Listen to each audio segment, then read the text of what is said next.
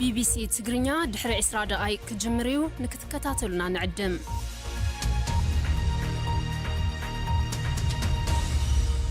kun sagantaa BBC Afaan Oromooti nu waliin tura.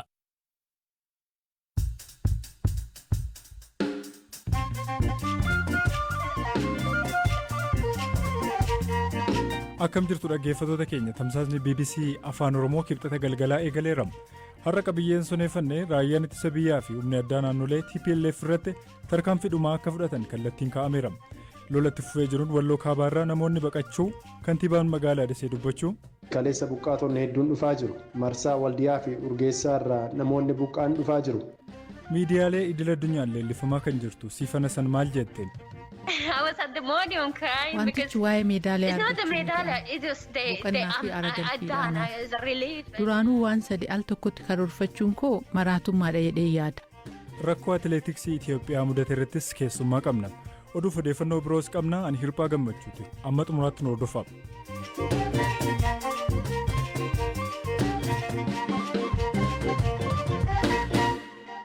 Raayyaan ittisa biyyaa humnoonni addaa naannolee fi milishoonni TPLF'n akka balleessaniif tarkaanfii akka fudhataniif kallattiin kaa'amu mootummaan Itoophiyaa beeksiseera. Ibsa ergaa haala yeroo irratti darbee fi waamicha biyyaa jedhuun waajjira ministeera muummee har'a waaree boodaa baaseen dhukaasa gamtokkee labsee ture akka dhaabe ifatti ibsu baatus tarkaanfii humnoonni finciltootaa TPLF fudhachaa jiru himuun humnoonni federaalaa fi naannoleen tarkaanfii akka fudhataniif murteerra gahamuu eeree jira. Ibsichi humnoonni gantuu fi shira harka dhoksaa alarraa dhufu jedheen akka barbadeessaniif humna federaalaa fi naannoleef kallattiin kaa'ameeraa jedhe. Aleellaan TPLF bane uummata biyyattii hundarratti akka ta'e hubatame uummanni waraana TPLF irratti gaggeeffamu irratti makamuu fi deeggaruu akka qabu ibsi waajjira ministeera muummee ba'e himee jira. Lammiileen Itoophiyaa umuriin keessan eeyyamu raayyaa ittisa biyyaatti makamaa. Kaan ammoo waan dandeessaniin raayyaa ittisa biyyaa cinaa dhaabadhaa kan jedhu ibsi kun mootummaan gartokkeen dhukaasa dhaabuu erga labsee yeroo jalqabaatiif dhukaasatti deebi'uusaa ifaan labseera. Akkuma ibsamaa jiru aleellaan finciltoota naannoo Amaaraa keessatti babal'achuun kaaba walloo qabachuun himamaa jira. Akka amma ibsamaa jirutti aleellaan finciltootaa naannoo Amaaraa keessatti babal'achuun kaaba walloo qabachuun himamaa jira. Kantiibaan bulchiinsa magaalaa Dasee obbo Abbabee Gabra Masqal namoonni aanaalee garaagaraa godina walloo kaabaarraa waraana baqachuudhaan gara magaalaa isaaniitti deebi'aa jiraachuu BBC'tti himaniiru. Naannoo kaaba walloorraa buqqaatonni dursa dhufanii jiru. Lakkoofsi isaanii 3,400 ta'u. Gartokkeen isaanii kaampii qubannaa keessa jiru. Kanaan alatti kaleessa buqqaatonni hedduun dhufaa jiru. Marsaa Waldiyaa fi Urgeessaa irraa namoonni buqqaan dhufaa jiru. Isaan da'oo qubannaa seenaa jiru. Lakkoofsi isaanii sirriin meeqa akka ta'e hin beeku. Namoonni 15,000tti tilmaamaman sababii waraanaatiin buqqaanii seenaa jiru. Qophii sodaa balaa mariisisuun deeggaruudhaaf tattaafachaa jirra. Hawaasnis namoota 100 ta'an deeggaraa turaniiru. Dhaabbileenis akkasuma gargaaraa turan. Akka mootummaattis boruurraa kaasee deeggaruuf qophiin taasifamaa jira. Hawaasnis akka deeggaruuf qindeessaa jirra. Sadarkaa kutaa magaalichaatti koree dhaabneerra. Save the Children fi dhaabbileen biroos gargaaruuf qophii dhiyeessaniiru. Kaleessarraa qabee buqqaatonni hedduun seenaa jiru. Manneen barnootaa 6 keessa qubsiisaa jirra. Kanaan dura mootummaan federaalaa kophaatti labsii dhukaasa dhaabuu kan labseef deeggarsi namoomaa uummata bira akka ga'uu fi waqtii gannaa waan dhufeef uummanni hojii qonnaa akka hojjetuuf ta'uu ibsee ture. TPLF aldureewwan si'a 2 baasuudhaan dhukaasa akka hin dhaabne beeksisuun waraanatti fufeera. Aldureewwan gareen TPLF kaawwate keessaa humnoonni naannoo Amaaraa fi Eertiraa Tigraay keessaa akka ba'an ulaan gargaarsa namoomaa akka banamuu fi tajaajilawwan bu'uuraa kanneen akka baankiif bilbilaa akka banaman gaafatanii turan.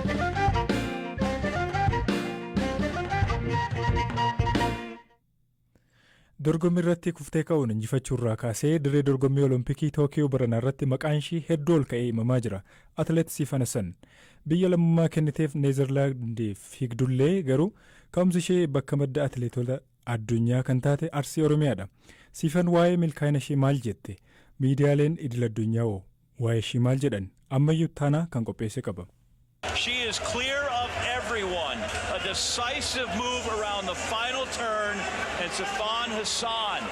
Atileet Siifan Hassan kun maqaa miidiyaaleen addunyaa hedduun tibba kana afaan irraa qabanidha. Adaamaa Oromiyaatti dhalattee Arsii Muuneessatti kan guddatte Siifan umurii waggaa 15 ture. Gara biyya Awurooppaa Neezerlaandis deemuun biyyattiitti lammummaa kan argatte. Atileetiin kun fiigicha fageenya giddu galeessaa irraa hanga fageenya dheeraatti gurra horachaa dhufuun shaampiyoona addunyaa kan bara 2019 Doohaarraa kaastee hanga Olompikii Tookiyoo baranaatti addunyaan ispoortii maqaa ishii lafan keenye. Keessummaa Olompikii Tookiyoo baranaa irratti gosa dorgommii sadiin dorgomte meetira 1500, 5,000 akkasumas immoo 10,000 kanneen irrattis warqii 2 fi nahaasa 1 walumaa gala meedaaliyaa 3 argachuu dandeessetti. Olompikii tokko irratti gosa dorgommii fiigichaa sadiin meedaaliyaa argachuun seenaa arma dura atileetonni kaan dalagan qooddachuu dandeessetti. Siifan walumaa galatti Olompikii Tookiyoo irratti meetira 24 fi 500 fiigde. Akka miidiyaan Athletics Weekly jedhetti silaa Siifan Hassan Olompika baranaa irratti otoo akka gareetti dorgomtee jiraatte gabatee meedaaliyaa atileetiksii sadarkaa 11ffaan xumuruu dandeessi turte.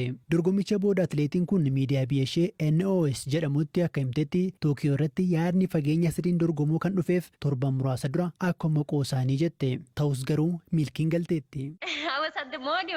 Wantichi waa'ee meedaaliyaa boqonnaa fi aragalfiidhaanaaf. Duraanuu waan sadi al tokkotti karoorfachuun koo maraatummaadha jedhee yaada. Maaliif akkan akkasiin nuuf dhiphisuu barbaade hin beeku. Amma garuu milkaa'eera. Amma baay'ee gammadeera. Olompikiin waan addaati. Meedaaliyaa tokkollee argachuudhaaf kan irratti hawwaniidha. Sodaa guddaan natti dhagahamee ture. Sodaan garuu wanta akka nu jabaannee hojjennu nu taasisudha jedhee yaada. Sadii argachuu yaaduun koo dogoggora ta'uu danda'a. Ani garuu waanan hojjedhe argadheera. Alhamdulillah, I'm really grateful. Keessumaa Olompikii baranaa atileetonni Itoophiyaa milkaa'uudhaan irratti atileetiin kun gosa dorgommii sadiin meedaaliyaa 3 argachuun ishee inumaa namoonni kana dura caalaa waa'ee ishee akka dubbatan taasiseera. Turtii kanaan dura BBC waliin taasifteen Siifan atileetiin sodaattu akka hin jirre himtee turte. Ani duraan atileetii odoon ta'in fiigichumaan nan sodaadha. Tasmo'achuun barbaadu dursee sammuu kokkisa saayikooloojii keessatti waatti yoo mo'atamee yookaan jedhu natti deddeebi'a. Saniif jecha dorgommii 2015-16 dorgommii balleessaa ture. Gina amma atileetii sodaachuu odoon ta'in fiigicha akkamitti akka ba'u barbaadu. Konfidensii qaba alhamdulillah. Atileetii sodaadhu hin jiru atileetiin cimaadha jedhee jiraatu oduu jiraate Almaaz Ayyaanaa. Lammiileen Itoophiyaa biyya keessaa fi ala jiran milkaa'ina atileetiin kun agarsiiftee dinqisiifachuun leellisaa jiru. Suuraa ishee saalaan qoodu. Atileet Siifan osoo narsingii barachaa jirtu ture kan fiigicha jalqabde. Atileet Siifan Hassanii fi gareen atileetota Neezerlaandiif har'a yeroo biyyatti deebi'an simannaan ho'aan taasifameefii jira. Dilbata darbe Siifan dorgommii fageenya meetira 10,000 irratti yeroo warqee argattu mooteef giiftiin biyyattii addatti dinqisiifataniiru.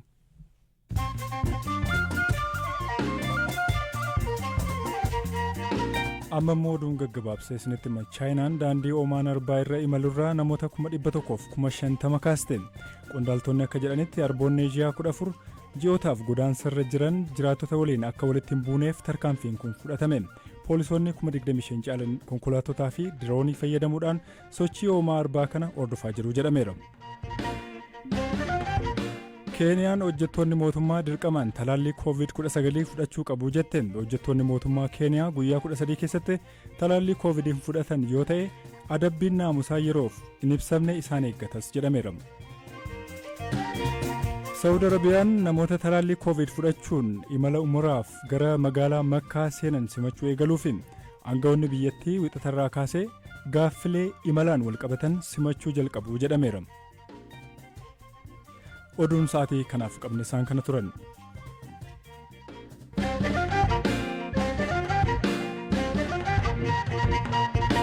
Lammiilee fi dhalattoonni Itoophiyaa dhaabbilee siivilii 13 kan teessoon isaanii biyya Ameerikaa godhatan irraa walitti dhufan maqaa Itoophiyaa Yesalaam Gwaad yookiin immoo jaallan nagaa diyaaspooraa Itoophiyaa jedhu moggaafachuudhaan torbeewwan 3f Itoophiyaa daawwachaa turuu himan.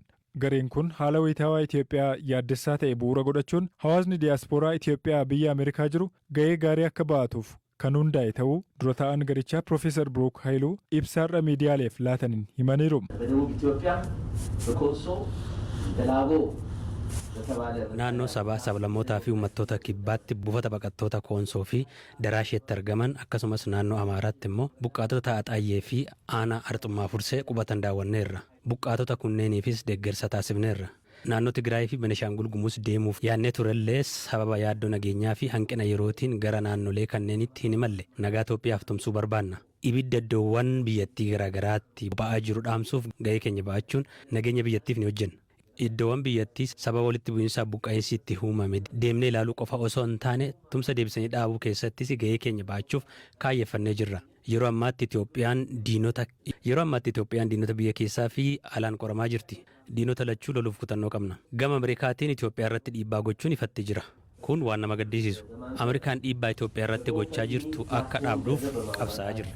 Sadaasa darbe kaaba Itoophiyaa Tigraayitti waraanni mootummaa federaalaa fi humnoota Tigraay jidduutti eegale hordofee Ameerikaan Itoophiyaa irratti dhiibbaawwan garaagaraa gochaa turte. Kunis loltoonni Eertiraa fi humnoonni Amaaraa Tigraay keessaa akka ba'an deeggarsi namoomaa danqaa malee akka Tigraay dhaqqabu lolli dhaabbatee mariin akka eegalu fa'aadha. Kana raawwachuufis Ameerikaan aangawoota mootummaa fi kan TPLF waraanicha keessaa qooda qabanirra uggura viizaa keessattiin mootummaan Itoophiyaa fi kanneen mootummaa deeggaran dhiibbaa Ameerikaan gochaa jirtu kan hin malle hubannoo dogoggoraarraa kan maddedhaa jedhu.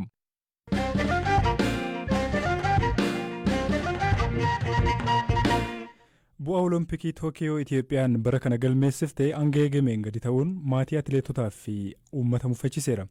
Bu'aa biyyattiin galmeessiftee gadi bu'aa dhufuusaatiif sababiin ijoon maali laata? Maanejaraa fi leenjisaa atileetiksii ijaarsa bishaan Oromiyaa obbo Muhammad Ebboo waayilli koo ammayyuu taanaa dubbiseera. Qabxiin amma galmaa'ee kun ka'umsi isaa barootuma darbanirraa investimentiin nuti atileetiksii keessatti gochaa turre xiqqaachaa biyyoonni kuuwwan immoo dabalaati kan dhufani. Xiyyeeffannoon itti kenname irraatii fi biyyoonni kuuwwan itti kennamee fi nuti gadi xiqqeessinee itti kennine irraa qabxiin amma argame kun kan hojii keenyaati jedheen kan yaadu. Namoonni tokko tokko baatii 8 hoteelee ta'anii qophaa'uu isaanii kan komatan jiru. Tarii kun dhiibbaa qabaataa qabxii isaan irratti? Baatii 8 taa'uu isaa osoo hin taane dhiibbaan haalli qophii keessatti ture haalli shaggaan hin turre namni tokko jalqaba xiinsammuun isaa bilisa ta'uu qaba. Akkas immoo qilleensa sanaan kan wal madaalu ta'uu qaba. Aklimaataayizeeshinii fi addaapteeshiniin hin hojjetamne. Akkasumas immoo gochi xiinsammuu atileetotaa irra wanti ture ulfaataadha jechuudha. Maarraa kan maddedha tarii xiinsammuun kun? Jeequmsi kun kan irraa madde keessattuu waggoottan 3 dabran keessa gama koree oloompikiitii fi gama atileetiksii federeeshinii atileetiksii keessa wanti ture shaggaan turre. Haalli gaariin deemaan turre gama kaaniin immoo dhibeen koronaa kun atileetota hedduu ofirraanfachiisee jira. Akkasumas wal dorgommiiwwan silaa atileetota haarawaa itti argachuu hin danda'amu. Wal dorgommiiwwan diyaamandii liigii maal kunniin dhabamuun isaa wal qabate wantoonni sadiin kun wal qabate atileetota irratti dhiibbaa olaanaa uumeera. Keessattuu erga filatamanii immoo gochi gama koree lamaaniitiif ni turtu addan baasin xiinsammuu atileetotaa irratti miidhaa uumeera jedhee. Mi'a akka leenjisaa tokkotti qabxiin gaarii akka hin galmoofne wantoota sababa ta'an naa tarreessite si'achi maal osoo ta'ee furmaanni dhufuu danda'a? Furmaanni dhufuu kan danda'u tokkoffaa akka giddugaleessaatti fakkeenyaaf atileetiksiin Oromiyaa giddugaleessa jira. Giddugaleessa kanatti atileetota guddattoota sadarkaa isaan gahuu qabaniin utuu hin gahin gara haaf maraatoonii gara wal dorgommiiwwan asfaaltiitti akka ce'an taasisamaa kan jiru. Kun gama manaajerootaatiin tokkoffaa seeraan bitamuu akka qaban barsiifamuu qaba. Lammaffaa immoo investimentiin bal'aan irratti gaggeeffamuu qaba. Wal dorgommiiwwan manneen barnootaa dhaabbateera. Wal dorgommiiwwan godinaalee maqaadhaaf gaggeeffamaa jira. Kanaaf atileetonni ijoon gadii fi bakka bu'uu danda'an bahaan jiran. Pirojektiiwwan hin jiranii giddugaleessi kan jedhamu hin jiru. Biyyoonni biraa kanarratti investi gochuu qabu. Gabaabumatti wal dorgommii manneen barnootaatii fi godinaalee deebuu qaba. Pirojektiiwwanii fi giddugaleessan xiyyeeffannaadhaan itti hojjetamuu qaba. Sadaffaa irratti immoo atileetonni karaatti akka nafneef wal dorgommii maraatoonii daddafanii akka hin seennee fi manaajeroota wajjin qajeelfamni jiraachuu qaba. Investimentiin guddaan itti taasifamuu qaba jedha. Walitti bu'iinsi asiif achi jiru kun immoo dhiibbaa mataa isaa qaba. Innis dhaabbachuudha qaba jedhee yaada. Sagantaa keenya gara goolabuutti finnee jirra. Odeeffannoo dabalataa marsariitii keenya www.bbcafaanoromoo.com irraayyuu kan isin argachuu dandeessanii. Mammaaksi BBC har'aa ofiin uduuti maaliif ofuutii jedha namichi. sagantaa har'aa kan qopheesse Biraanuu Gammachuuti waan nu caqastaniif galata guddaa qabdu iddoo nagaa bulaa.